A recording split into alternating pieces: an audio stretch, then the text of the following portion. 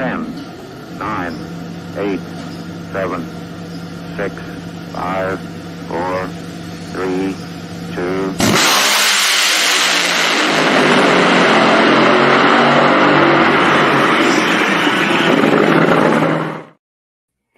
Drag racing fan, the Competition Plus Power Hour live right now. We're glad to have you, myself, Lee Kraft, the Monday Morning Racer, next to me over there, Darren Williams Jr., assistant editor for CompetitionPlus.com. Darren, what a great weekend overall for drag racing across this country. Spectacular drag racing happened. Well, first off, good evening, everyone. Welcome to the Competition Plus Power Hour. And yeah, man, like you said, the final Arizona Nationals from Wild Horse Pass Motorsports Park. Yeah, Funny Car Chaos in Ennis, the Funny Car Classic, and the final race from Houston Raceway Park. So drag racing all across the board. They put on shows at every race. And we are now on the precipice of the 63rd annual NHRA Winter Nationals from Pomona, California, my hometown race. I'm excited, man. Right. Hey, there was also some small tire drag racing happening in Alabama and plenty of bracket racing across the country. Speaking of bracket racing, I can tell everyone that I'm going to be at the Spring Fling in a couple of weeks there in Las Vegas, Nevada at Las Vegas Motor Speedway at the Strip. Plan on getting some interviews and manning the starting line camera for that great event for the big money bracket racers.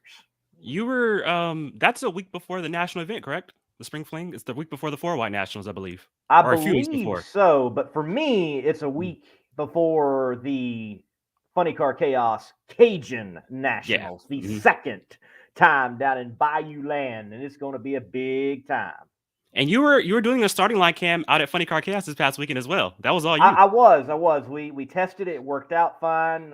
So Friday for qualifying and also Saturday for Q3 at that point. The last qualifying session on Saturday, the first time the cars hit the track, was manning the camera, trying to do my best impersonation of Masters Entertainment out of the 80s, tracking the cars. And yes, I did understand the assignment and made sure the backup girls were indeed.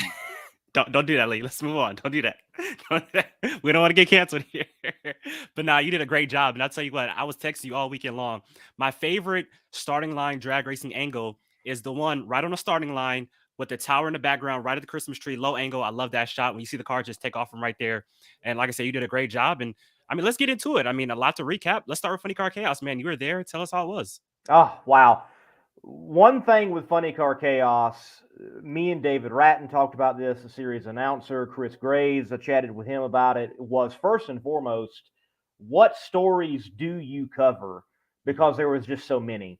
From Mitch King and Bone Shaker to Joey Haas in Nimrod to Kevin Kinsley and War Wagon, Jade Cook and Nemesis to Julie Natus and the Randy Meyer Racing injected nitro machine Alec, and then not just an injected. Everybody's like, oh, injected nitro and Randy Meyer, and that's it. No, it's not. You've got Todd Barker and his injected nitro car. He's had it for years, and that's no new combination. But you've got Anthony Whitfield and Ray Stringer, and just wow, it's just story on top of story on top of story. You got the Neals coming out with their brand new hot rod out of Mississippi, along with the Gambler and Case. Just so many new people, new faces, new combinations. Everybody was stepping up their game. Like Shane Lawson, he basically has a Ken Singleton clone car at this point with Ken Singleton tuning it. So imagine that. I just said a Ken Singleton clone car with Singleton tuning it, and that's the three-time Funny Car Chaos champion. Watch out for Mr. Lawson later on in the year. Jeff Cameron stepped up his program and was able to take out a big, bad funny car early on in the eliminations, and he was number 3 in the points last year. I mean, just stories on top of stories on top of stories. I do think the top one, though, the one that I feel like did dominate the storylines because won a field competition, but they were the winner. But beyond being the winner, a redemption arc from 2022 to 2023. That's Kevin Kinsley and the War Wagon Gang. And you covered that very well in your article on the Chaos Race, the Classic. Good job, man. Oh, no, I appreciate that. And like you said, Kevin Kinsley and the War Wagon getting top honors. And let's kind of go through the day. So, first round, taking on the 2022 Funny Car Chaos champion, Kirk Williams, in round number one. A classic nitro versus alcohol matchup. And Kevin gets the win. And let's move on to round number two, taking on Julie Natus. And I'll tell you what, Julie got the advantage off the starting line, was ahead to past 60 feet. And unfortunately, just got away from up under. And that allowed Kevin Kinsley to drive away for the win. But Julie, great weekend for her in that injected nitro funny car, man. For Randy Meyer Racing, I mean, think about it. As far as I understand, all that Randy Meyer has done, because it's not just his girls winning championships and other people winning races. We're talking about a guy who's been in this sport for a very long time, Top Fuel Racing, injected nitro racing. And as far as I understand, that's their first ever funny car win. Round win, excuse me. Wow, really? As far as I understand. Wow. I may be, there might have been something else, but as far as I understand, that's the first ever round win in a funny car for that race team.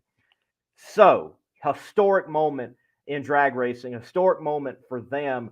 And then, I did an interview with Julie. I actually walked up to her and and I'm in, interview mode. I got to get this done. I got to walk. It wasn't even, hey, can I get an interview? I'm like, hey, you ready for your shut the blank up interview? It amazes me. People told her last year that she couldn't drive it. Mm-hmm. Like, what? Like, people walked up to her at the Classic and like, you're a dragster driver. You're a girl. You can't drive this. And, well, she proved that she can drive it. She kept it off the wall. She might have went in the other lane, which, by the way, what funny car driver hasn't gone in the other lane, hasn't got out of shape? It's a funny car. But, yeah, she got it back together. And, yeah, you look at the numbers. I wish it could have stayed straight. It would be interesting to see what that finish would have been like. I think it would have been inches of margin of victory either way.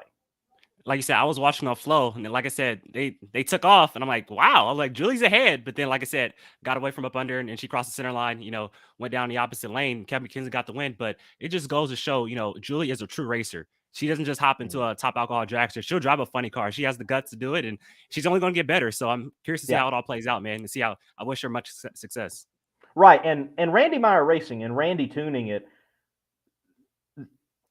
Julie mentioned she had to pedal every time. Even when they qualified at a 360 and were number 3 in the A field, she pedaled. Mm-hmm.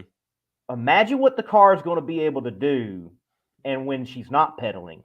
Because Kevin went a 355 in the semifinals, and the numbers were tracking. That thing was tracking to do a mid 350.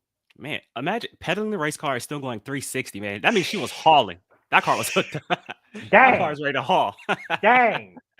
Yeah. So, but what I really want to talk about now, though, is that funny car final A field. Kyle Smith, your inaugural Funny Car Classic winner. He took down a nitro burner in the inaugural race. Took down Dale Worsham in that Worsham and Fink car. So he's trying to, lightning trying to strike twice. But unfortunately, that big bad nitro car was just too much in that final round, man. Low ET of the meat. I'm telling you what, the stories across the board. I needed an interview team at that event to get the stories going into the final round. We may talk about the other ones, but Alex Barker won at the finals, and then Jade Cook with a brand new combination. They spent all night working on that car, like going back to Oklahoma, picking up new heads and putting, degree in a camshaft, barely getting the thing cranked up before Q3 and made it on the show on Q3. And then you got Ray Stringer and Anthony Whitfield, small block Chevy on nitro with Anthony, big block Chevy with Ray on nitro. They're calling it the old truck motor.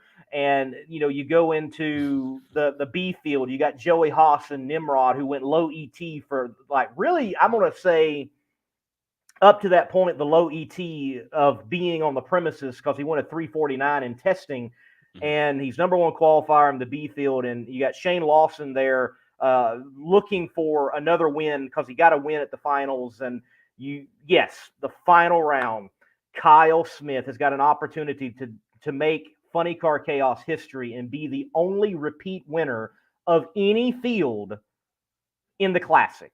And yes, he took down the big bad nitro car in Dale Worsham 3 years ago. Can he do it again? And the answer was no. War Wagon went against the curse.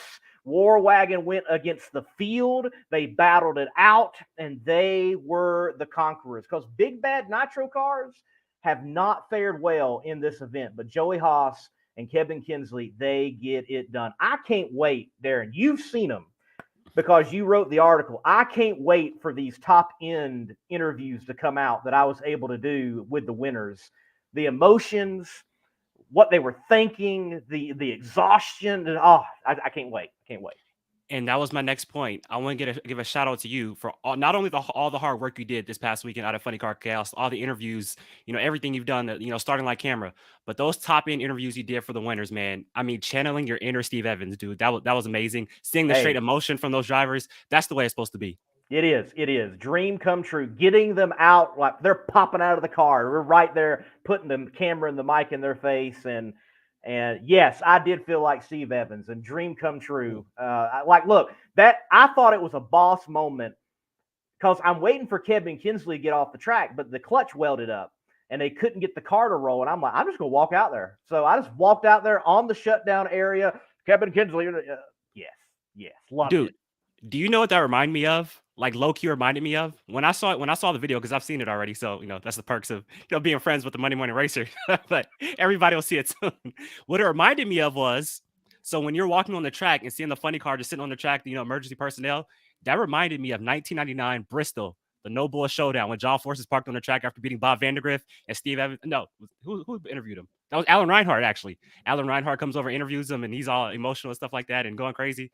That reminded me of that point right there. That was pretty cool. I loved it. And what you all will see in those interviews, the racers in chaos, they're not told their mile per hour in ET because they don't have the radios. Mm-hmm. And I am a firm believer that the teams do not need to tell the drivers the ET and the mile per hour, and because it takes an element away from like an Amanda Busick, from a Jamie Howe, from a Joe Costello, whoever else is doing top end. Like when I had the opportunity to tell Kevin Kinsley 344. And what'd he say? His reaction baby. was gold. Yeah, baby. That's what he said. Yeah. I probably shouldn't spoil it, but Yeah, no, it so hey, look, let me say this right here too. Thank you, Chris Graves. Mm-hmm. Chris Graves has given me an opportunity to live out a drag racing dream. And we originally wanted to do top end last year, but with technology and things like that, we just felt that it was better for me to film the race. And I did film the race, but he's like, let's get top end winners. Let's get that emotion. And I think it was a resounding success at the Classic for getting those guys in those moments. And yes, dropping F-bombs. Yes, tired. Yes, trying to talk through their helmet. Just all of that. It was spectacular. I loved it. But look, a Classic was just that, a Classic. But Darren, what did you think about Phoenix? I didn't get to see much of the Arizona Nationals, but wow, we have Robert Height say, wait just one moment. We've got Camrie Caruso, who, by the way, we're going to have later on this show as our first guest. She is only, am I not correct? She's only the second female Pro Stock winner in NHRA history. Yes, there's that historic moment in the sport. And you have Justin Ashley stepping up and reminding everyone that they are a team that you cannot count out. They truly are a championship threat, and a bit of redemption for them. They went out round one last year at the Arizona Nationals and were able to come back and win. Good for them.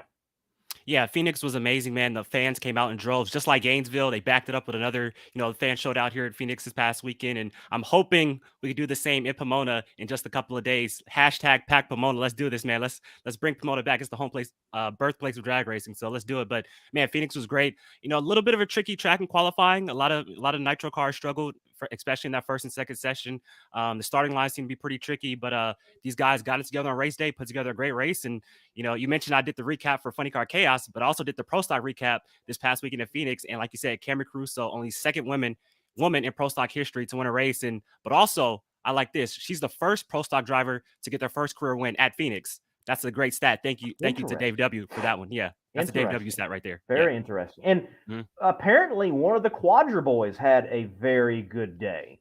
Yeah, Yeah, both Quadra boys. So Fernando Quadra Jr. beat Dallas Glenn in the first round with the 008 reaction time. Great for him. But Christian Quadra, first Mexican-born driver to qualify number 1 in NHRA. He unfortunately lost in round number 2.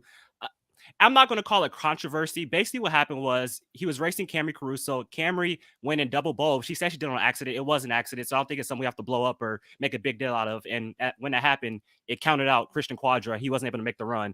Camrie Caruso got the round win, but here's a cool stat. Since you're a Ford guy, and Christian Quadra drives a Ford, the last driver, Ford body. Yeah, Ford body. Okay, you're right, Ford body. But the last Ford driver to qualify number 1, Bob Glidden, Columbus, 1992. But here's the stat, though. Here's the stat. So Christian Quadra does it 31 years later. He loses in round number 2. Bob Glidden that day lost in round number 2 to Tricky Ricky Smith. Isn't that wild? Isn't that wild how numbers in motorsports line up so often like that? That is just simply wild for sure. Yeah. Wow. Yep. Lost to Tricky Ricky Smith. I know there's a lot more to unpack from Phoenix, and we've got some time to do that. Drag Racing Central put it in the comment section. I definitely want to talk about it. I felt like the too fast, too tasty thing did its job. I mean, I might not agree with the points side of it, but I can certainly agree with the hype side of it. It seemed like it built some momentum on the news ticker and in going into race day. No, for sure. And we pretty much agree on how we feel like. We feel like if you're going to give away championship bonus points for winning and qualifying, you have to give away championship bonus points for actually winning races. 5 bonus points at least for winning a race. But this is the first year of it. If they have to tweak it next year, great and everything like that. But for the first time in Phoenix, I thought it was amazing, man. The way the video package they had right beforehand, hyping it up, hyping up the driver, announcing the driver with the theme music in the background. The racing was great. And also it brings the dynamic of, if you don't get down that first lap, well, what do we do in that second lap? Well, I wouldn't say unfortunately, but we have full fields, but everybody who basically qualified this past weekend. But 3 of the 4 funny car drivers that were in the Mission Foods Challenge didn't get down that first session. So if we would have had more than 16 cars, we would have seen like, yo, what do we do in this next session? But all in all, I think it was great. And congratulations to Alexis DeJoria. She gets championship points. Doug Coletta gets championship points, and Troy Kaufman Jr. So which I predicted Doug to win it. You did. It was good. Yeah. And it's everybody who won, well, except for Troy, you didn't think would win, because I picked Torrance or Salinas, and then I picked Matt Hagan in funny car, but you had Alexis and Doug, so I thought it was cool. I think it lived up to the hype. What will be interesting to see through the years, what is the correlation between the two Too Fast, Too Tasty winners and how they perform on Sunday? Because it's my understanding that those winners actually did not perform that well come eliminations. So Doug went out round 2. I think he still had a good car, though. Qualified number 1. Alexis went out in the semifinals. Troy went up against Greg Anderson, which was a rematch of the final round from the day before, and Troy turned on the red light. So, all in all, 2 went out early, 1 kind of with the distance. So I think it was pretty cool. Hey, speaking of semifinalists in funny car, Chad Green. Yeah.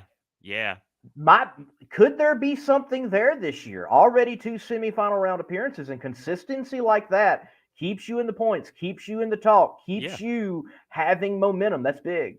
Yeah, and then you got to give a lot of credit to Daniel Wilkerson. He's tuning that car, making the right decisions. A lot of people were not overpowering the racetrack, but couldn't get down the racetrack, and he's going down, slipping through there, and getting the job done. So, and also what this does is not only is Chad Green gaining points, but he's keeping the other drivers who think they're championship contenders from gaining points. So that's that dynamic as well.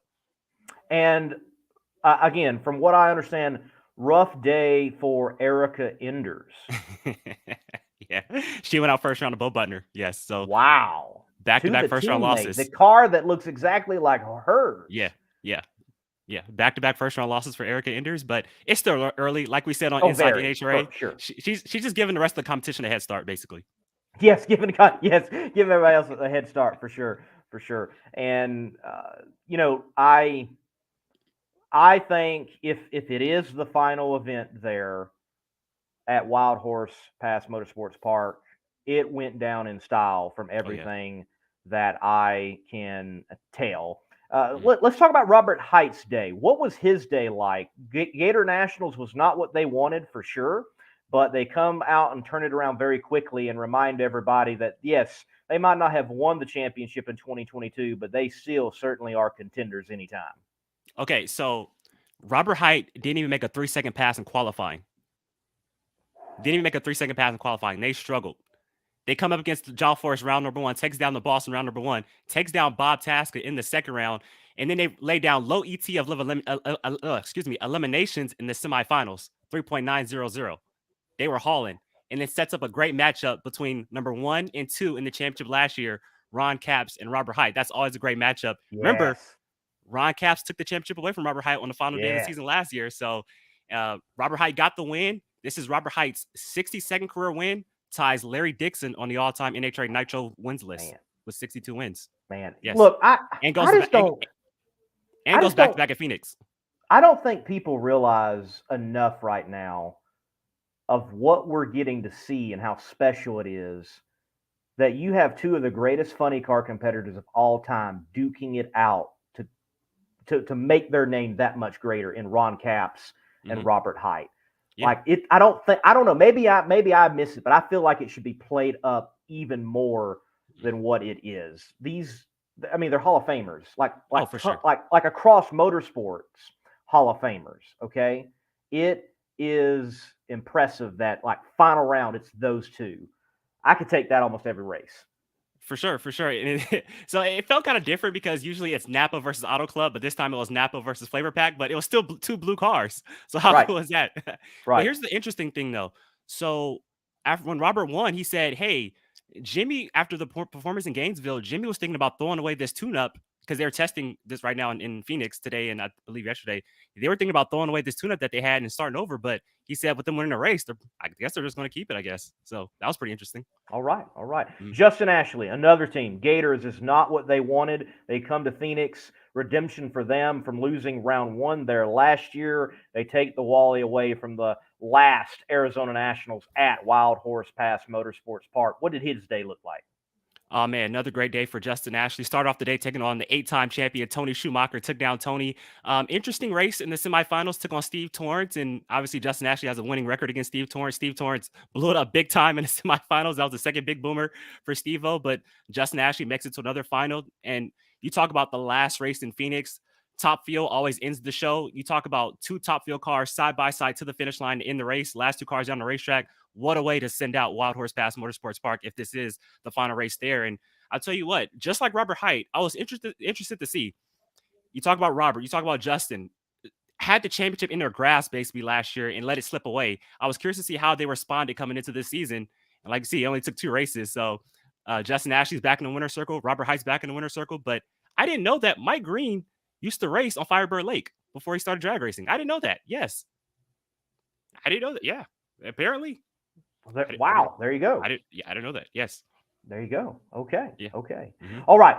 We haven't got Camrie coming to the green room just yet, but with her coming in on time, so to say, we've got roughly 6 minutes. Let's take the time. We've got, Darren, a Pomona Winter Nationals preview.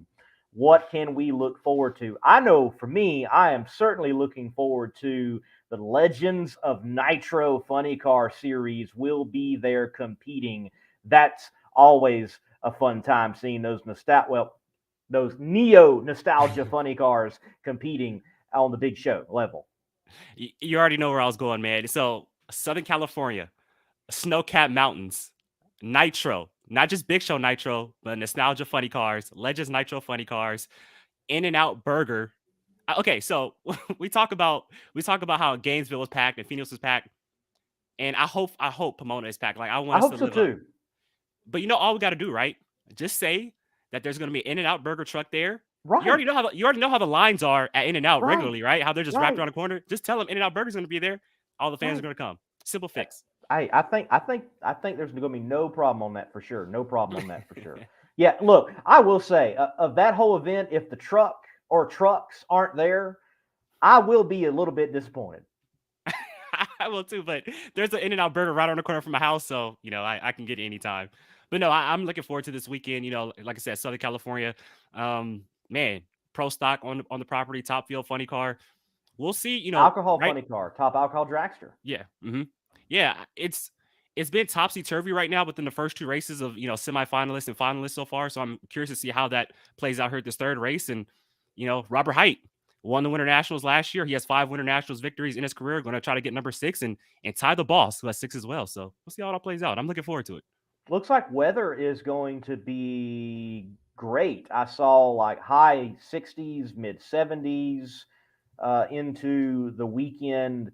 I mean, we could, for Pomona, see possibly some record conditions.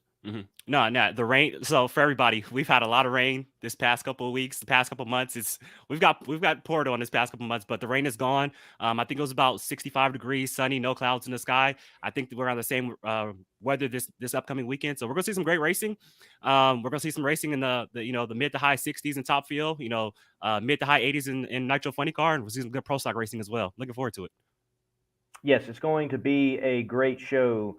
For sure. Hey, Darren, when people are in Pomona, let's say it's their first time heading to the Winter Nationals this year, maybe the Winter Nationals on its traditional date, it didn't work out for them to pay a visit, but they're going this year. What are some other things that they can partake in that is NHRA, but possibly even beyond NHRA?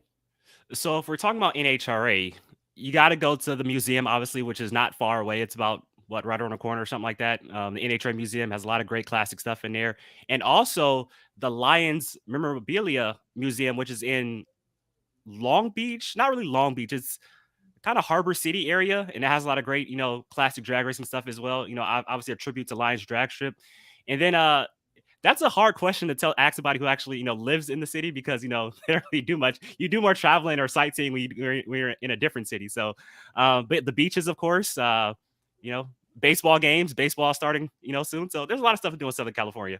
Yep, right. And Randy's Donuts. You can do Randy's Donuts. Okay, Randy's Donuts is very overrated, but I know you enjoyed it, so Yes, it was good. It was good. I can't wait next time though to get the better donuts. And Mexican food. We have the best Mexican food in LA. So no, you don't. Of course, no, we have the best. Who has the best Mexican food? I think Mexico does. Well, okay, Americanized Mexican food. LA has the best Mexican food. So I think places in Texas have better. Tex-Mex is nasty, man. Their cheese. And then, as we learned from Lyle Greenberg, it's its own animal in New Mexico, and it really is. I can tell you.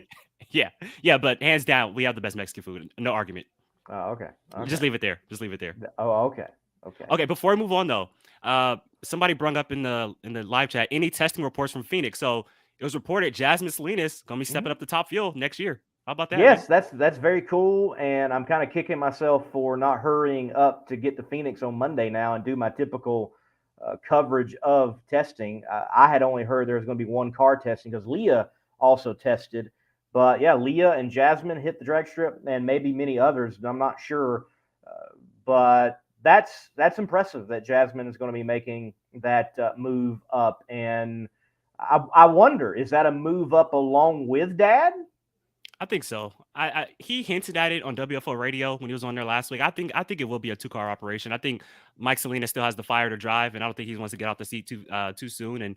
But it was funny. I was reading the NHRA.com article, and it was basically saying that Mike was kind of like, he was nervous throughout the whole day, trying to get in everywhere, get his hands on everything. And her mom was like, crying all day. She's like, "Hey, you sure you want to do this? You can step away anytime." I thought that was pretty funny because, with parents, for instance, the wife, they're cool with, the husband's driving, they've been doing it all their life. But when it's your kids, you're a little more, you're a little bit not sure, because these nitro cars, man, they're nothing to play with. So understandable. But I think Jasmine Salinas, I think she got it.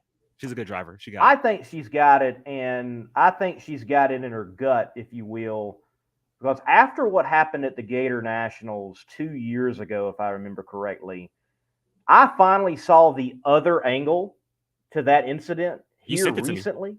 Yeah. And that is one of the nastiest blowovers, honestly, I've ever seen.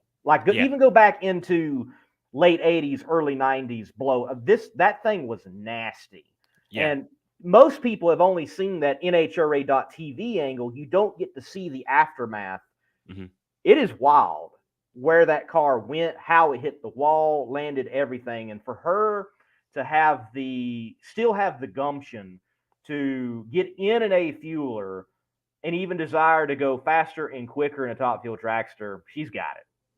You know what it reminded me of when I seen the other angle? It was very reminiscent of Larry Dixon 2015 at Gainesville. Remember when he flew up in the air and he went over the wall and tumbled in the grass? Same way with Jasmine, kind of very similar. So that's what it reminded me of. And for her to get back in the race car and actually win after that and have success, like I said, she got it. She does. She does.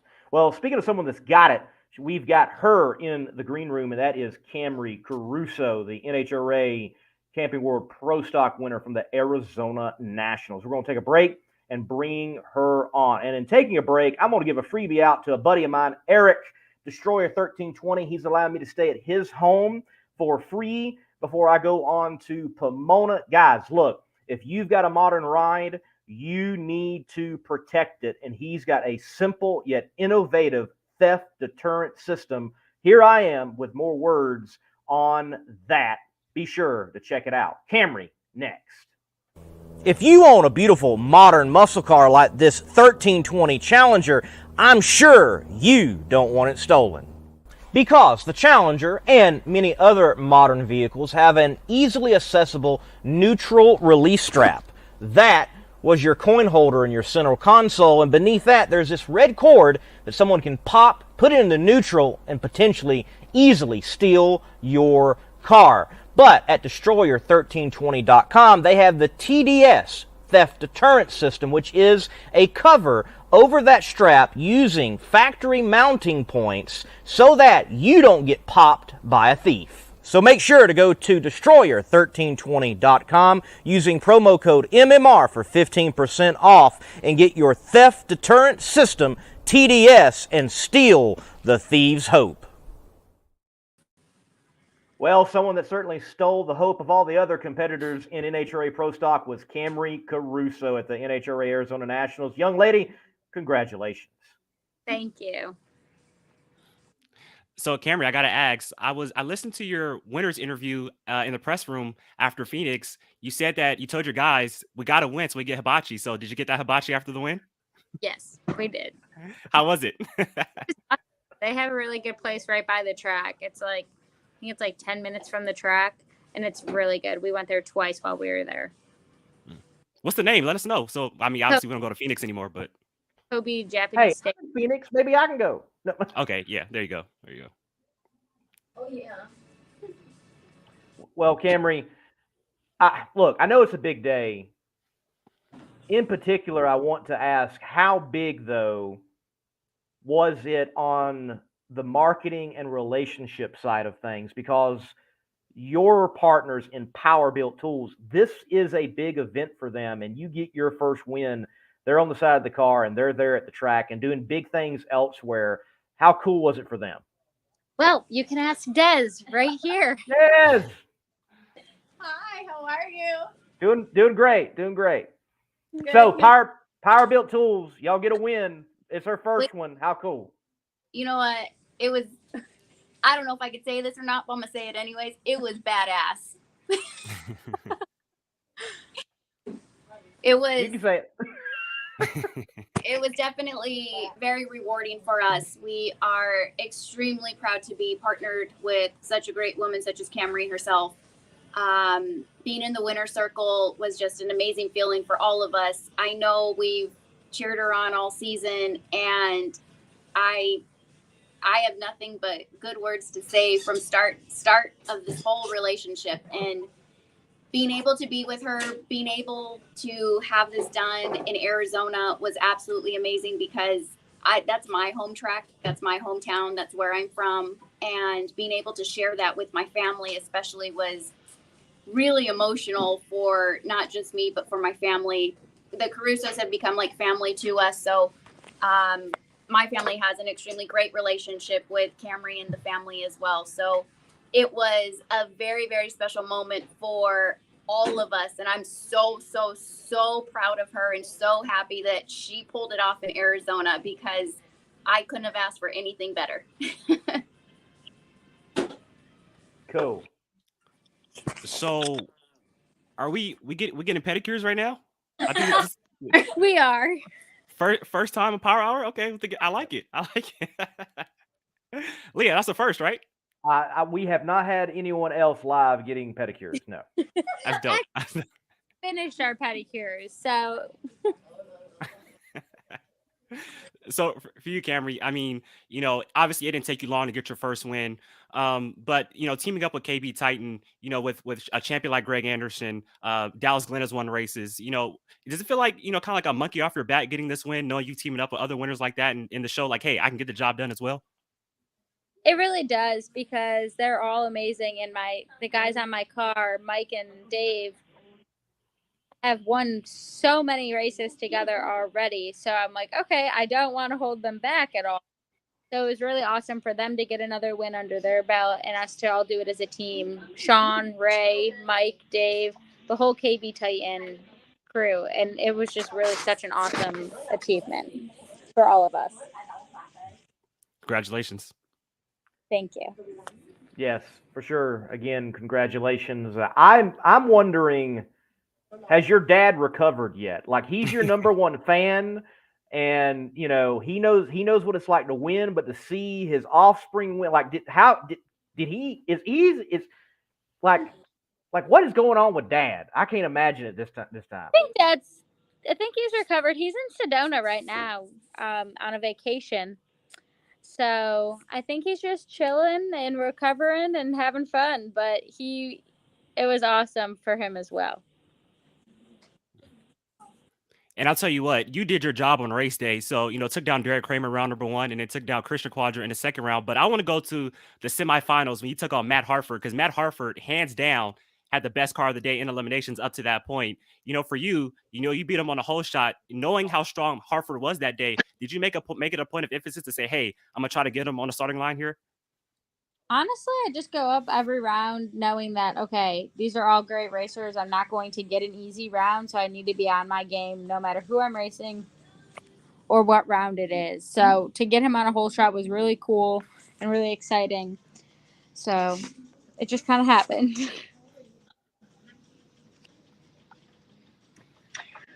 Camry, you made history. It's not only your first, but for the NHRA, it's only the second woman to win an NHRA Camping World Pro Stock. It's your name and Erica Enders on the same sheet. It was definitely really cool. It was really weird. I'm usually a little bit more nervous on race day than normal, but I wasn't really nervous at all. I was actually pretty calm, and it was actually kind of weird that I was calm. So it just kind of all fell into place, and to know that we did make history was super cool, and it was just awesome. So Lee, not only was she the second ever female to win a pro stock, but she was also the first pro stock driver in history to get their first win at Phoenix. So I think that's pretty cool. That's a pretty cool stat as well. I got to ask, what's the knack for going to final rounds at track's last races? I mean, you have a thing for that. You're very successful. I like it. I really don't know, but I'll take it. I don't really know. I don't really know what the deal is, but I mean, I'm happy with it. I like final rounds, so I'm just going to accept it and be thankful and keep on going, hopefully. Well, hopefully, Darren, it just doesn't become that if Camry makes a final round, that's the track's last race. Yeah, Let's exactly. just hope that's not the case. But we're going to try and win a few more here soon. For sure.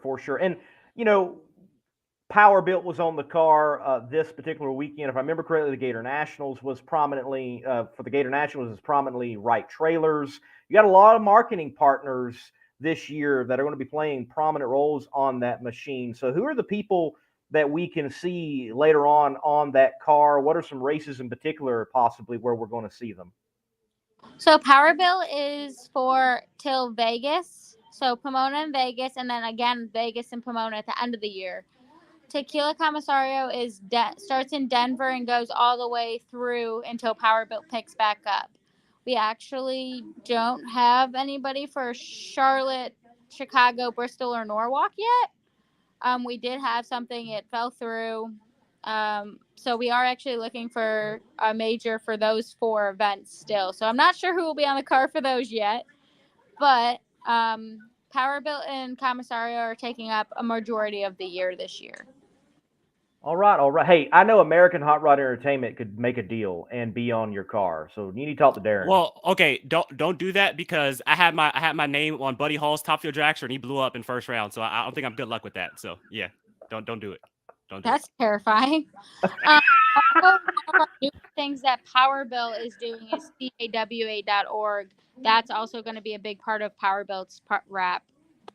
Lee, you would really like what they stand for and what they do. They offer a bunch of scholarships and help to students in the automotive field. Spectacular, spectacular. Right, right. Well, look, glad I asked that question. Then, folks out there, you need to connect with this young lady. She's going places already. Went to the victory lane there at the Arizona Nationals. What has the, if I can put it, shop chemistry, shop merger, and gelling been like between two camps in KB and what was Titan? What's the logistics of all that been like over the offseason coming into a win now?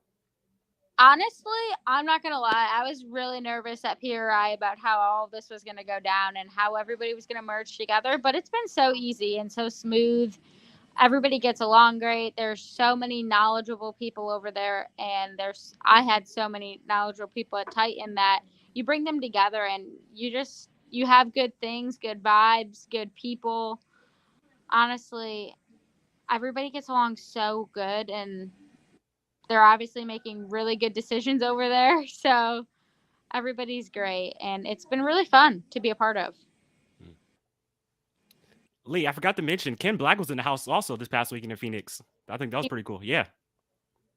He's awesome. Him and his wife are amazing. Also, his nurse is amazing. They're just such good people. And so, just speaking on that, obviously teaming up with a 5-time champion like Greg Anderson, he's done it all in pro stock. Do you ever try to pick his brain at all at the racetrack or anything like that? Get any advice from him? Not at the racetrack. He is in his zone, and that is his work. Yeah. Father, but he's so awesome to be teammates with and be part of it. I asked him after we won. I was like, "Does it stay this exciting after 101 wins?" And he says yes. So it's pretty cool. Awesome. All right. How are you? Have you been able to answer everyone's text and Facebook message, and are you still got plenty more to handle? What's going on? Honestly, I'm just going to say I'm probably not going to make it through all the Facebook stuff. Like, I'm pretty sure there's like thousands and thousands of comments, and it's just so sweet of everybody and so kind and amazing. But I'm sure I'll miss somebody. So, for anybody watching, thank you in advance. Thank you for the support, all of the kind words. But I'm trying to at least like everybody's comments, if not respond. But there's quite a lot. I know on the Caruso page, I think there was like 590 something, and then NHRA's page was like thousands. So like, I'm trying, I promise, but it's a lot. I feel like that's a nice problem to have.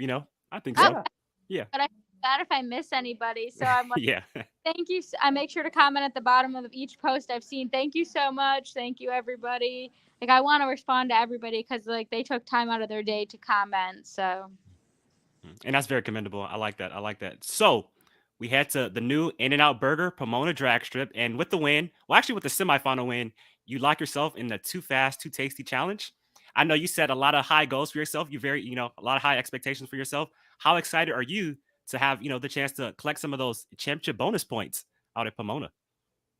Honestly, I'm so excited. I'm not going to pretend I'm very knowledgeable with the point system for the whole deal because honestly, Elon, my PR rep, he sends me point projections and point updates, and like he makes it real easy for me in the points section. I don't really focus on that. I just focus on going there, doing my best, and I'm actually so excited to be part of the Too Fast, Too Tasty thing with Mission. They're a great company so far. They have a great team in the pro stock motorcycle ranks, and they've gone above and beyond to make it such a cool event. The trophy's amazing. The hat's really cool. Everything is really, really top notch. So I'm so excited for that opportunity. Badass. in general, Camrie, looking forward to Pomona, your thoughts on the Winter Nationals, the drag strip at the Fairplex, going in there with a win?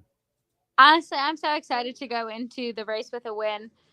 I think my favorite part of Pomona is that I get to have all the Powerboat family with me again. So Des will be there again.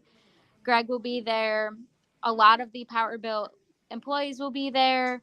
A lot of their good friends will be there. So that's one of our biggest races of the year for entertaining people and just getting to spend time with some awesome people and to go in with a win and be part of the Too Fast, Too Tasty to give them something else to look forward to. I think it's going to be a really great race. And so just not looking ahead to Pomona, let's look ahead. I mean, pro stock right now is brutal. You talk about, I think 5 drivers, qualified with a 655. 657 put you bottom half of the field. Troy Coughlin, the junior winner out in Gainesville, goes out first round here in Phoenix. You talk about the winner's curse in pro stock here this year against Top Fuel in 1999. Being in the middle of it, how brutal and what is it like right now being in the middle of this pro stock battle? It's awesome. I think it's so cool. It just makes it that much more special when you do good and you win a round and win the race. Just because it's such tough racing, it makes you really, really work hard no matter what, every single round.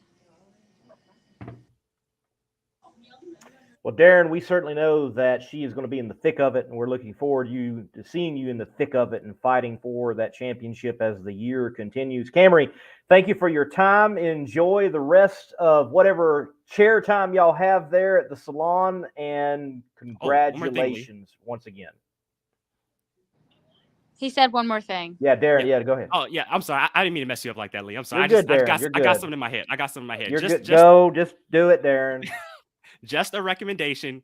We're coming to Southern California. Since you like hibachi, Fire and Ice in Anaheim. Great place. Oh, all righty. We'll have to go. I'll ask everybody. We'll probably go Friday night because I love hibachi for food. Yeah. And they make it right in front of you too, so it's pretty cool. Yeah. Oh yeah, you got it, Lee. Yeah. All right. Okay. I might have to go there too now. Well, let's do it. Camrie, thank you. Thank you, guys. Have a great night. Camrie Caruso, second female winner ever in NHRA Pro Stock. Man, is it not wild that she is only the second winner in that class, and especially in the NHRA? That you've had so many winners in so many of the other classes, that pro stock has been like that one area where for so many years it's just been Erica. You know what that means, right? What does it mean? Women love nitro. there we go. Yes, they love nitro. Wow. Yeah, I guess so. Women love nitro. Yeah, they do. Yeah. Something about that nitro, man. I don't know. I guess so. Something about that nitro. Because it's wild. There's been plenty of ladies in pro mod that are successful, and just like that's this one area that. I mean, even bikes. You have Peggy Llewellyn, Angel, Karen. Yeah. I mean, but in pro stock, it goes and the list goes on and on, and the list goes on and on. Top Fuel, the list goes on and on in Funny Car. Granted, it's a little smaller compared to Top Fuel. It goes on in Top Alcohol Dragster, and it just, wow, it's wild. Yeah. So I guess we're going to Fire and Ice Friday night after qualifying. Might have to now. Granted, it is very hard for me to do hibachi on my diet, but man, you out of town. It's Southern California, man. Just whatever. Hey. Speaking of my diet, and now that let me tell you all how hard I worked at the Texas Motorplex. Literally worked my butt off because I went in at 246 and I weighed Monday morning. I was 236. I lost 10 pounds in a weekend. I put the work in, bro. Man, it's something about working at these drag races. You're walking around all day in the sun, just going back and forth. It happens, man. Congratulations, though. I like it. Hold on. It does. Hold on. I got something for you for that. Hope you didn't delete it. Hold on.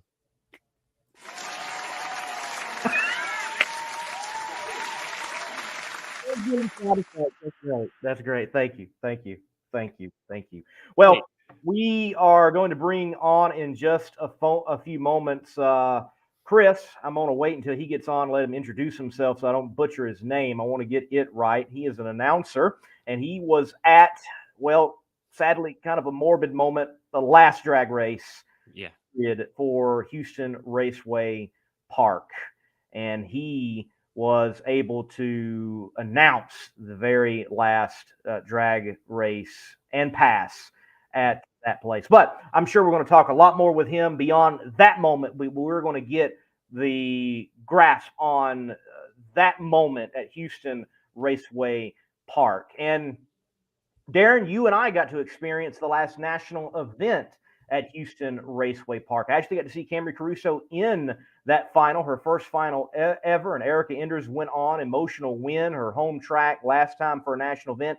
Bobby Bodie with his big explosion, and then Brittany Force reminding everybody she can drive a top fuel dragster, and began, you could argue, a serious charge for her 2022 crown.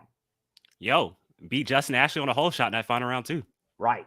Yeah, it was a little baby hole shot, but a hole shot still a hole shot. But man, that was a great event. You talk about Gainesville was crowded, Phoenix was crowded, but the fans came out in droves for that last Houston race. You couldn't hardly sit anywhere. They were packed on the fence. It was a great event, and man, it's really sad to see that place go, because that track was a part of the boom of the super tracks in the late 80s with Topeka and Dallas and all this stuff. And you talk about the first race there, Eddie Hill just rips up the joint, 493 in the final round. The old Super Nationals, I know it's called the Spring Nationals in its late day, but it was, the Fram Super Nationals. That's what we all know of. So, but my favorite moment of all time of Houston, obviously, as you see, John Force, my favorite driver of all time, he got win number 100 in Houston. But my favorite moment all time out of Houston is when Gary Scelzi went that 448 and, denied Tony Schumacher from wrapping up his championship a weekend earlier. Tony Schumacher still won the championship, but that 448, man, Dave McClellan calling. I know Dixon was the first to go in the 440s at Houston in the spring, but that 448 0 by Scelzi, Alan Johnson, Team Winston, man, that was a badass run. And I think that stuck as the track record even up until his last days. So that was a badass run. For me, top moment, it's actually going to be there. First time ever, and Bobby Bodie in the final round, seeing that young man who, it done blowed up. He just, man, I've seen it on TV, but I've never seen one like that in person, and just laying it all out there on the line, going for that win. He was ahead, and, knowing Bobby a little bit too, as well, that to me is a moment that's always going to stand out for Houston Raceway Park. Mm-hmm. Me, I'm kind of a sentimental guy, Darren. Just, those type of moments, they get me. So I like it. And, it was crazy because he gets out, he throws his gloves. He's pissed off. You love that emotion. Yep. And picked him up again. He clutched it, picked him up again. But like you said, he was ahead. I'm like, Hagen's won a lot of races, so you want to see the young kid get his first win. He was ahead, and you saw cylinders going out, and obviously it blew up. But that really, even though the funny car blew up and it blew the body up, I think that blew Bobby Bodie up as well, as far as the stock and stuff like that. So Tony Stewart ended up giving him a new helmet, and man, that was a great deal. That was a fun weekend. That certainly was a fun weekend. We're going to take a break and bring on Chris, chat with him concerning that last race at Houston Raceway Park. We do want to say, and we do want to recognize, though, peak high performer from this weekend certainly has to be Camrie Caruso. Yes, sir. If you want to take your vehicle's performance to new heights, you got to give it P. Like our original equipment technology, antifreeze, and coolant. Our formulas match the vehicle manufacturer's technology requirements so that we have the perfect match for every vehicle. That's one reason why Peak is among the fastest growing brands of coolant in America. We work harder to earn the trust of people like you every day.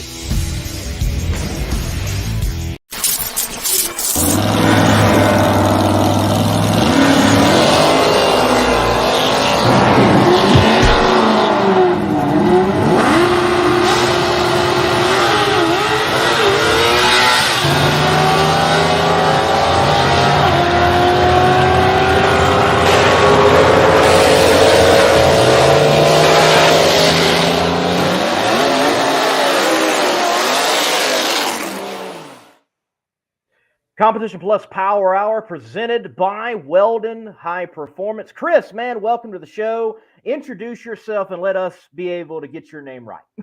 Hey, fellas, how you doing? So my name is Chris Monahan. There we go.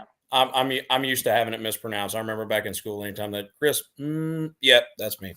So good to meet you guys. Lee, always good to meet a fellow overgrown leprechaun. So yeah, man. Yeah, I saw the photo of you earlier. Like, oh, he's part of the club. Oh yeah, absolutely. So yeah, I'm the NHRA Division 4 announcer down here in the South Central Division. I was the track announcer at Houston Raceway Park for 3 or 4 years. I've been doing it about a decade, and I've had the opportunity to do a lot of cool stuff. But I saw Bobby posted the video that Les took of the kind of the closing monologue that I had at the end of the points race this past weekend, and that was as I said to him via Facebook message, it was both the best and the worst moment of my announcing career to date. Wow. Yep. That track's been, I started going there in '96 with my dad and my grandfather, and spent, many a good weekend there with my grandparents, and then later my father. And, we lost my grandmother in 2018. We were very close. So every time I go through the gate, it just brings back memories of them. And, losing it's very tough, very tough. I can understand that. I can feel you on that. I lost my dad in October, and our home national event was Atlanta Dragway, and I did junior drag racing there. And I'm so glad that, the last race I got to work with Doug Foley and a few other teams and be there and do media. But it's like, yeah, that piece isn't there no more. That meant so much, and it's so strange how a bunch of brick and mortar can be more. Because of people. Oh, absolutely. If not for that track, I wouldn't be where I'm at today, straight up. And, it's what first set the hook in me back in the day, whenever I first started going. And, it's a lifelong addiction, and no amount of rehab is going to cure it. So it was a great honor to be able to call that last race. We had some great racing on track too. I want to give a shout out, especially right now that I have a platform to do so, to Darian Bosch, who doubled up in top sportsman and top dragster that weekend. I managed to airball on that and on the microphone because I was a little bit up in my feelings. I was preparing for giving the kind of the closing address. And, congrats to Darian again, Rick Brown in Comp Eliminator, James Cairo in Super Stock, Bryce Grenier, Stock Eliminator, Rick Huffman took on the title in Super Comp. His son Chase is a buddy of mine. Saw a post on Facebook. He's been having problems with the car lately, but managed to put it together that weekend. Jim Caudle in Super Gas, and Dennis Harrelson Super Street. And then we had juniors actually at this divisional for the first time, and we had some great racing throughout the juniors. And admittedly, I do have to look up, because I don't remember their names off the top of my head.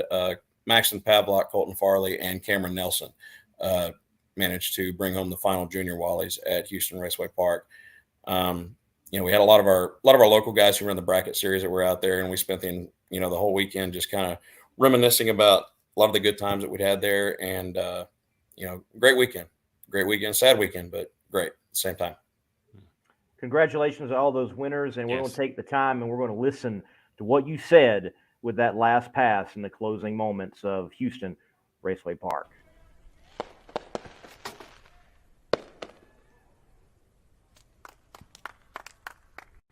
Well, folks, that's it. A moment that many of us expected for the past couple of years, but hoped and prayed would never come. Kevin Wilson, Darian Bosch have been etched in the history books as the final pair of cars to make a pass down the Houston Raceway Park quarter mile in NHRA competition. It's been a great run, but as they say, all great things must come to an end. For many of us, this is like losing a family member. The track, the people we've met, great experiences we've had here over the years with our friends and family are things that'll stick with us for the rest of our lives. Bittersweet. It's the only way to sum up this week. We're done. On behalf of the NHRA, We are done. thank you to everyone for coming out and joining us this weekend, and also to those of you watching at home on the live stream. For one final time, this is Chris Monahan signing off from Houston Raceway Park. We hope you enjoyed it as much as we did, and we hope everyone has a safe trip home.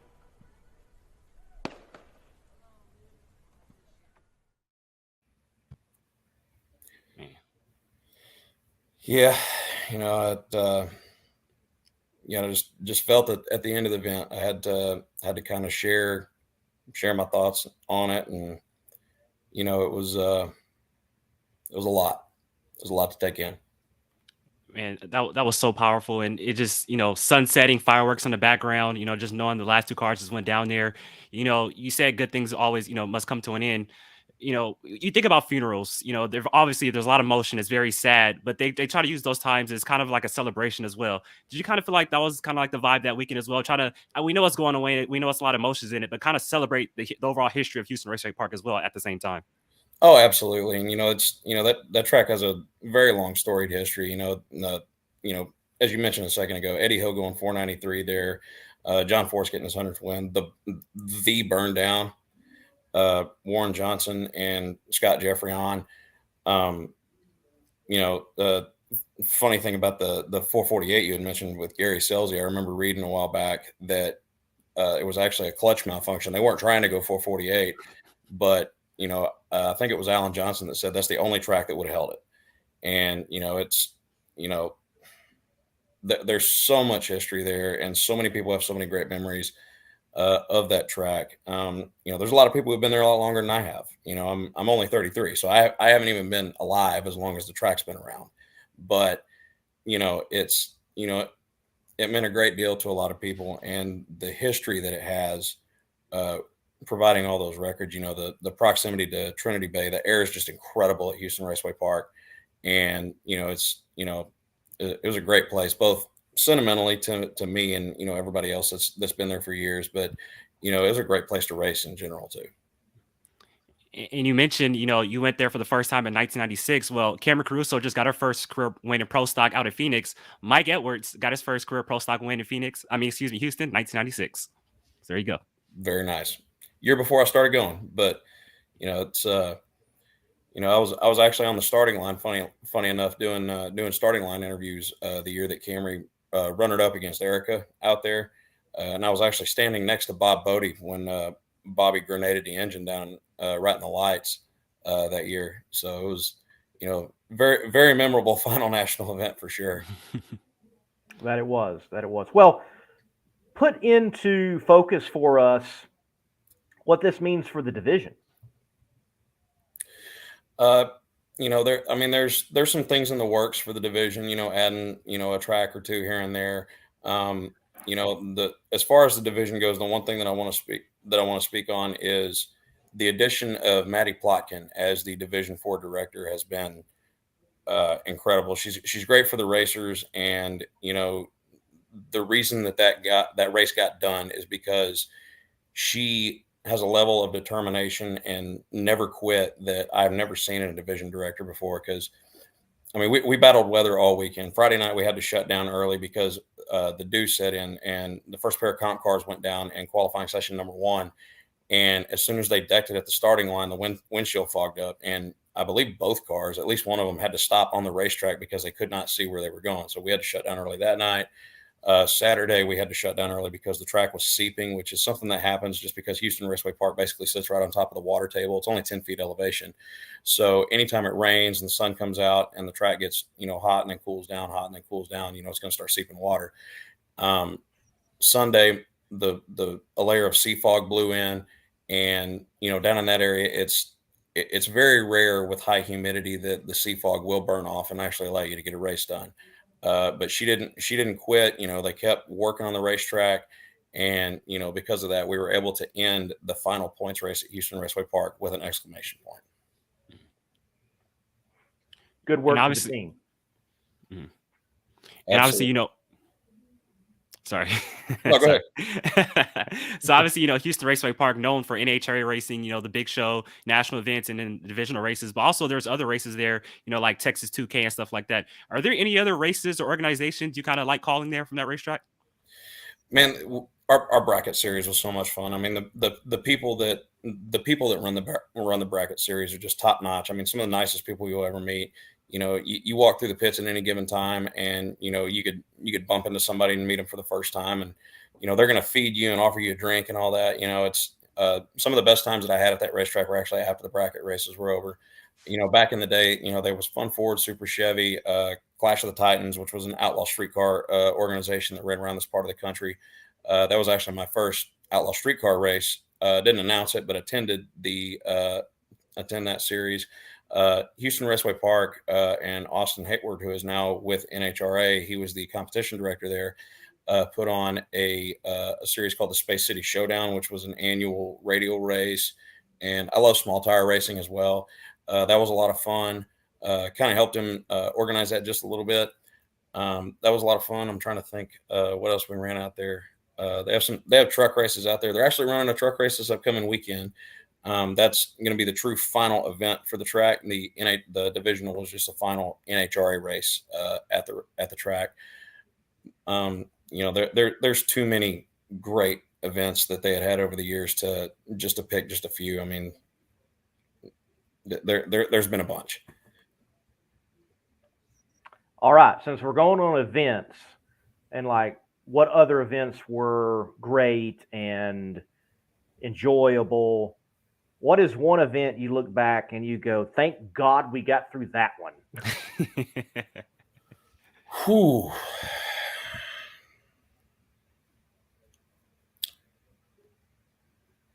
Honestly, the roughest one was the final Division 4 race, because the majority of the time the weather plays havoc out there.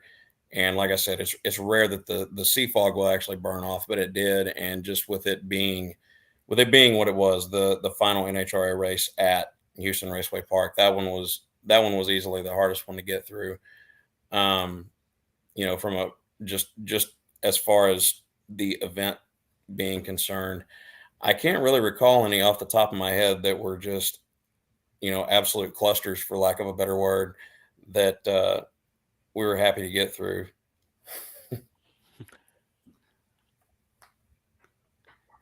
And so I got to ask you this. And so this is kind of like a two-part question. So, we talked about the history of Houston Raceway Park and everything like that. But, personally for you, favorite memory from Houston Raceway Park as a fan, and then favorite moment from Houston Raceway Park for you as an announcer? Ooh. Oh, man. There's so many to pick from. I mean, easily I could say that as a fan, it was just, spending time with my dad and my grandparents in the stands. As far as on-track action goes, I'll never forget. I think it was the first qualifying session I ever saw Top Fuel cars. Terry Mullins, who he hadn't run in a while, but my grandfather and I, was the very first national event, and he grenaded an engine basically right in front of us. And I didn't have a grasp on, how expensive that was at the time. I was just like, man, this is cool. And that was the very first memory from a national event that I had. For the Pennzoil Streetcar Nationals was the name of the first actual race the year prior. And I remember seeing there was a truck out there that a gentleman by the name of Bob Mungle drove, and it was a step-side C10 pickup truck Pro Mod.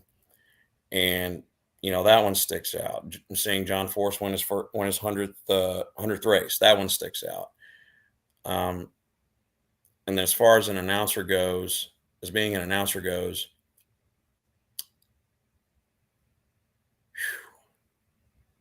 I wasn't technically announcing at the time. I was on the starting line, but watching my buddy Michael Holcomb win Super Comp at the final Spring Nationals last year, that's probably my favorite moment, or easily my favorite moment from when I was actually on staff there.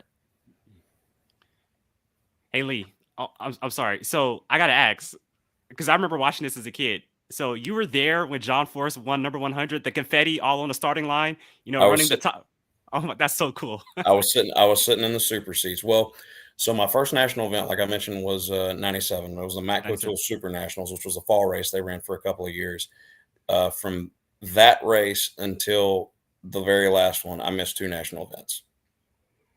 So I was there for almost all of them. One of them, a buddy of mine got married, and I was a groomsman in his wedding. The other one, my grades were not good enough. And part of my punishment was I had to miss nationals. That's so cool.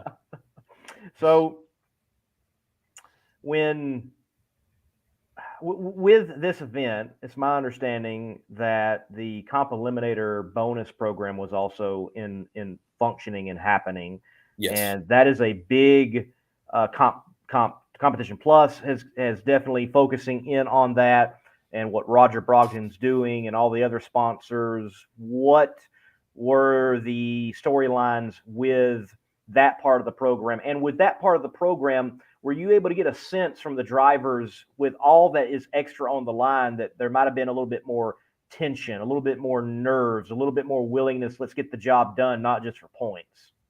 Well, I mean, qualifying session number one, well, technically it was number two. Clark Smiley went 80 under with the double B altered. So I've never seen in my life in person a comp car go 80 under the index.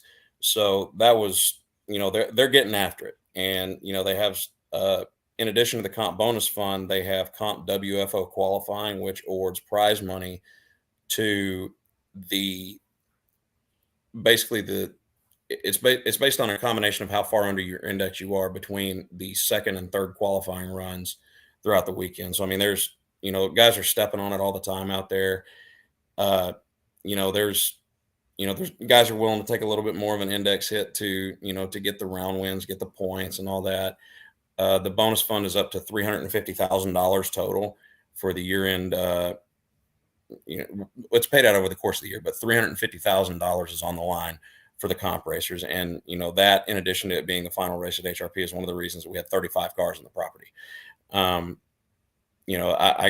turned into a little kid when I found out how many comp cars, because comp is one of my favorite, if not my favorite class in all of drag racing, just because of the level of innovation and creativity that's highly encouraged in the category. Where else in any type of motorsport are you going to have a 4-cylinder dragster running a supercharged gasoline burning small block door car, and then the next pair could be a Bantam Roadster with a straight 6 in it, taking on a turbocharged Cobalt. There's literally any combination you can dream up in the class. It's just fantastic. But the comp eliminator bonus fund has really increased participation in the category down here in Division 4 and at the Nationals down here as well, because the Houston National was part of the point series, the Dallas National, and Indy is part of the point series this year as well. So, I applaud Roger and all the great sponsors of the class. Want to also give a special shout out to Ashton Hudson, his wife Mignon, his daughters Bliss and Ella.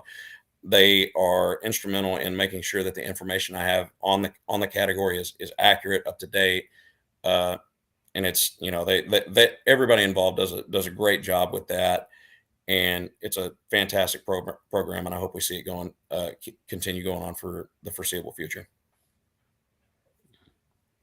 We have a great comment here from Walt Walker. He says, "Great job this weekend, Chris." And I want to say you have a very distinct voice. I love drag racing announcers and announcers in general. I try to play announcer on YouTube, but I talk way too fast. But I just want to know, I want to know your journey to know how you became the voice of Houston Raceway Park and just announcing overall. Well, I got my start actually at Houston Motorsports Park. One of the few firsts in drag racing that I don't have at Houston Raceway Park.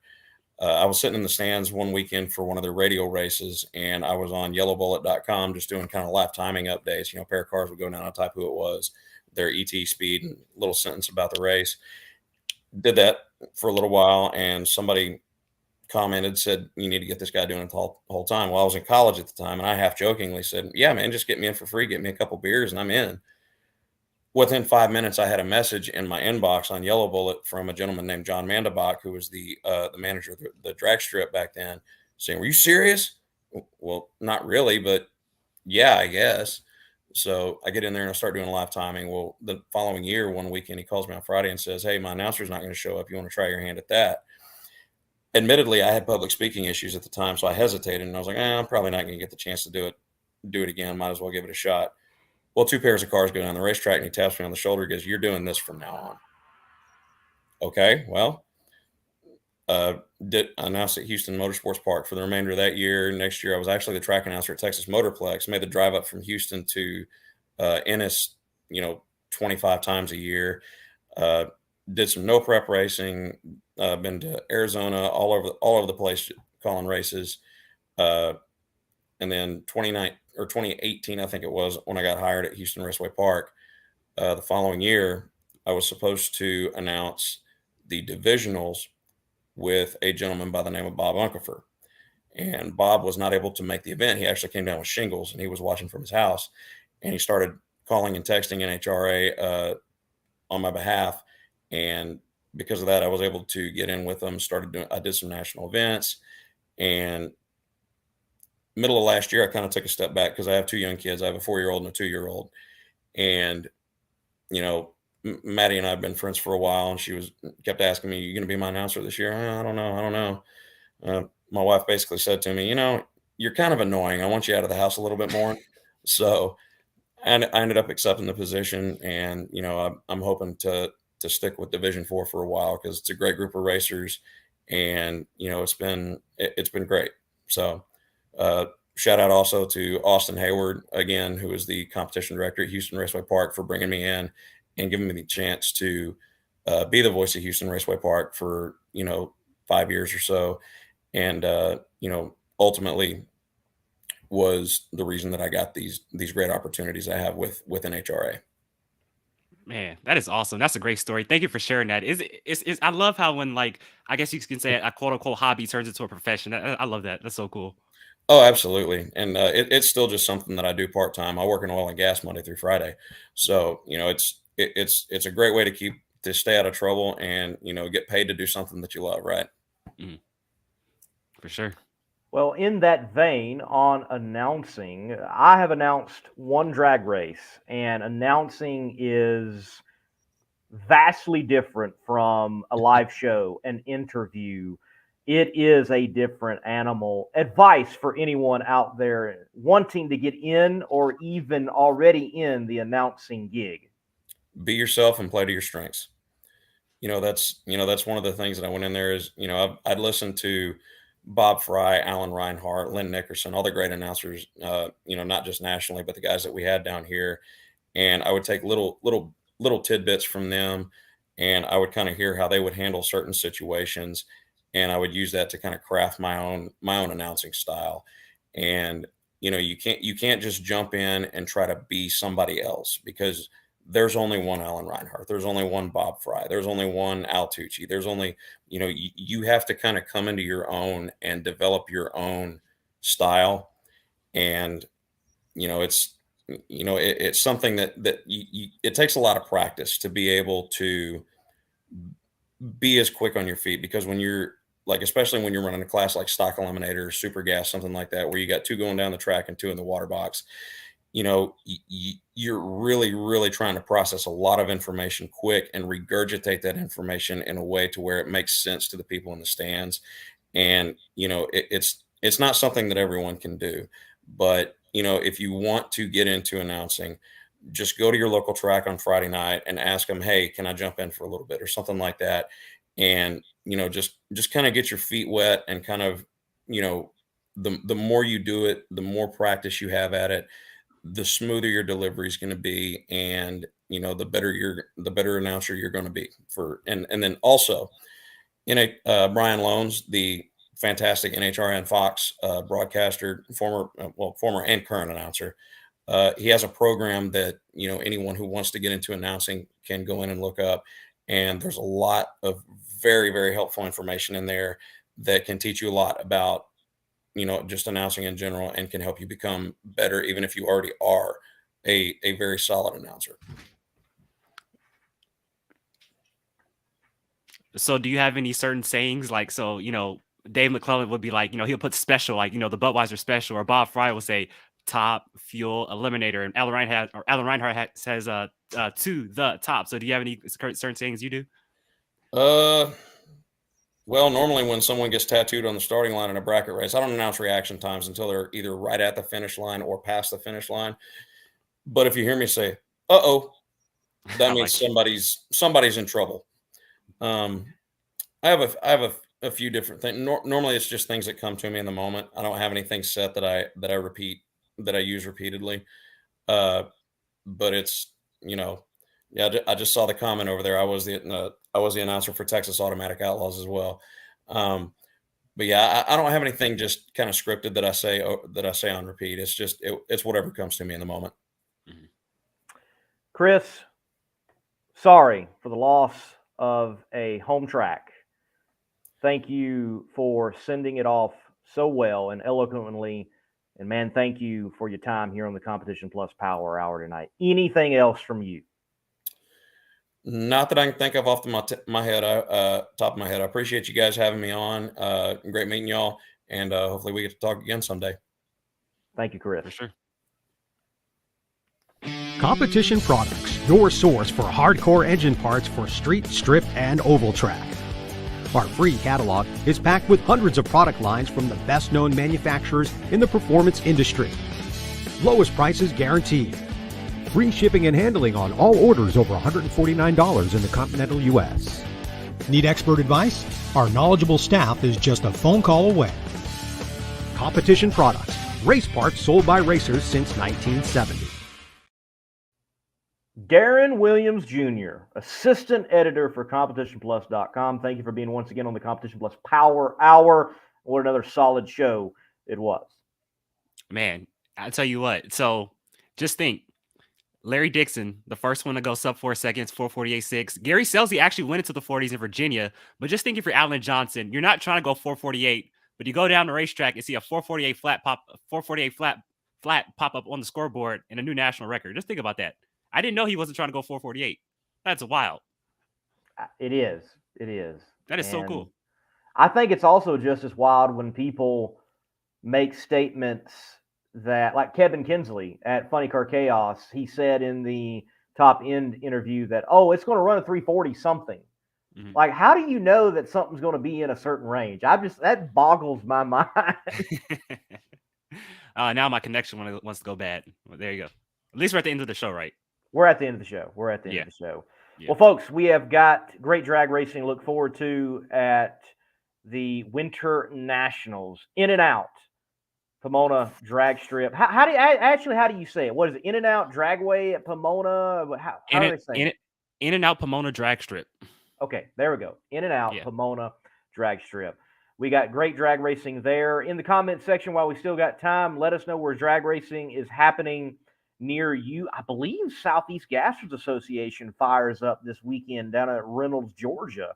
That is going on. So drag racing is in full song, maxing out at like 10,000 RPMs across the country. I got a bone to pick though with Drag Racing Central. He put a comment in here. He says they're great tracks, but they don't deserve 2 races. At least Z-Max doesn't. That's not the right comment. Well, basically he said that. Oh, here we go. He says the real super track boom was the 2000s with Z-Max in Vegas. I can't argue with that because those are 2 great racetracks. But you talk about Dallas, Houston, Topeka. Those are some really great tracks. Well, also, I think you can go further. Atlanta was reconfigured and made into, of that time, a super track and a kind of a model of what everything else could be. And, before that, the Texas Motorplex. So, no, I think there was, at least for drag racing, the track boom was actually earlier and before even NASCAR had their track boom with all the cookie cutters that we have experienced. And one of them's now being demolished and made into a short track because the cookie cutter idea was so dumb. You're right about that. But yeah, I mean, you mentioned like Topeka, Houston, Dallas, those big giant towers on the starting line, wraparound towers with the, the stadium style grandstands, man. That's a great look. It's awesome. It is a great look. Yeah, but Pomona this weekend, In Out Pomona Drag Strip, Winter Nationals, 63rd Winter Nationals. Like I said, Nostalgia Funny Car. We got Top Fuel, Funny Car, Pro Stock, everything. I mean, I'm excited, man. We're a few days away. Sportsman qualifying kicks off Thursday. Let's go. Hey, you have found your niche, and you're the man right now when it comes to the Heritage Series racer. Mm-hmm. And these competitors that are going to compete in the Legend of Nitro Funny Car Series at the big show, that's right in your wheelhouse, man. Call it. Who wins Pomona? Who wins Pomona? So the five-time Heritage Series champion Bobby Cottrell driving for Bucky Austin. He will not be there. I am going to go. There's a lot of great cars. You got the California Hustler. Door wide open then. Doors wide open. This might be an obvious pick, but they lost in the final round of the Legends Nitro deal in Las Vegas. They lost to Bobby Contra in the final round, Red Lit, and had a lot of high expectations coming into this year. Billy Morris, they struggled out the March meet. I think they bounced back and they win this weekend out at Pomona. I'm going with Billy Morris. They did struggle at the March meet. I was surprised to see that, especially with their performance at the California Hot Rod reunion. I'm going to go Mr. Boychuk. Boychuk? Okay. After what happened at March meet in the final round, I imagine he's a lot more hungry for more than just wine. For sure. No, I agree. They ran great. Remember, they were number one qualifier going to that final session before Bobby took it away from them. Remember, the steering wheel fell off after Q1, so they had a crazy weekend. They had a wild weekend. They did. They had a wild weekend. Another driver look out too. I'm not sure if he's on the entry list. I probably should know this, but Chris Crable, driving for Michael Bartone. They drove really great as well out of Bakersfield. So look out for them too if they're there. Corey Mack's in the field from what I saw. Corey Mack, yeah. He's not one of my picks to win, but he could be competitive. It's going to be a good show. Since mentioning that, I know we can wind the show down. Your opinion on that series? We're going to have Top Alcohol Dragster there. We're going to have Top Alcohol Funny Car there. We're going to have Nitro Funny Car. So Nitro Funny Car, Top Alcohol Funny Car, and then these neo nostalgia pieces in the Legends of Nitro series. Is that too much funny car? Dare I say, being the guy who was funny car chaos. You can never have too many funny cars. Lee, you should know this. Like you just said, you can never have too much funny cars, especially Nitro funny cars. Never. And I believe I looked at the schedule. They run after the Nitro cars, correct? Yes, they run after the Nitro cars. Okay. That's a good spot for them. That's a good spot. Yeah, they run right after. Yeah, they have two qualifying sessions. 2 qualifying sessions on Friday, 1 on Saturday afternoon, and then first round Saturday as well, and then the final 2 rounds on Sunday. Wow. Yeah. Okay.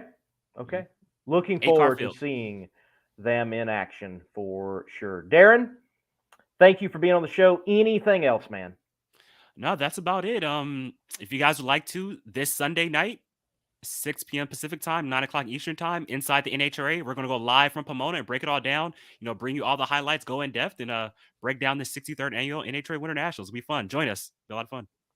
Yeah, Darren's doing a great job on Inside the NHRA, and with those national event recaps, you definitely need to tune in right here on CompetitionPlus.com platform and the American Hot Rod Entertainment platform as well. Look what Stan says. Never ever, man. Come on, man. Never ever. You can never have too many funny cars.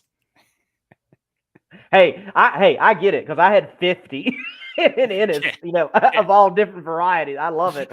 Do not get me wrong. Stan also says, are they racing to the quarter or 1,000? They're racing to 1,000. 1,000. Yeah, racing to 1,000. Yeah, 1,000 foot. 1,000 foot. The only nitro burners running to the quarter mile in the NHRA would be in Top Alcohol Dragster and Top Alcohol Funny Car, which we still haven't seen the appearance of an injected nitro car in Funny Car yet. I think we got to wait a little while because Steele, who does have one, he is out towards Tennessee, if I remember correctly. So maybe we're going to see that first appearance somewhere like Charlotte, possibly. And we haven't seen a nostalgia body either.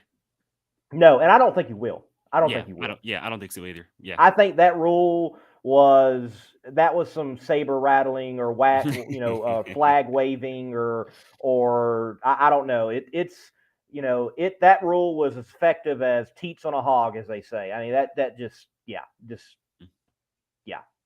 Like that was we see what you're doing, Chris Graves. Maybe we can do something. Bunch of bull. That's what it was. I have no idea what teats on a hog means, but I'm gonna just go with it. I don't know. No idea. This Southern California boy has no idea. On that, folks, we thank you for watching the Competition Plus Power Hour. It certainly has been fun. Congratulations to Camrie Caruso on her first ever NHRA Camping World Series Pro Stock win. And definitely it was good to have Chris Monahan on and chat with him about announcing a serious moment for Houston Raceway Park. To each and every one of you, good night, God bless, and keep the pedal to the metal.